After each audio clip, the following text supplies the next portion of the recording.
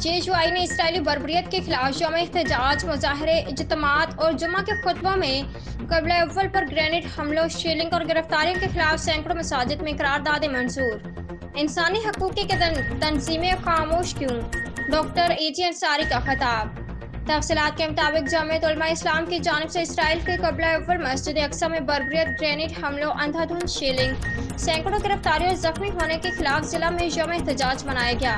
پورے ضلع کے مختلف شہروں اور گاؤں میں جیکب آباد، ٹھل، گھڑی، خیرو، میرپور، مبارک پور، مولادار، باہو کھوسو، دودھا پور میں مظاہرے، احتجاجی اجتماعات اور جمعہ کے خطبوں میں JHY ضلع جیکب آباد کے امیر ڈاکٹر AG انصاری اور علماء کرام نے مسجد اقصی میں اسرائیلی بربریت پر سخت احتجاج کیا اور کہا کہ نہتے فلسطینیوں پر مسجد اقصی میں بے گناہوں پر حملے، نمازیوں پر گولیاں برسا کر زخمی کر کے خون میں لت پت کرنے اور گرفتاریاں ظلم کے انتہا ہے، جس کا درندے اسرائیل کو بھاری قیمت ادا کرے گی۔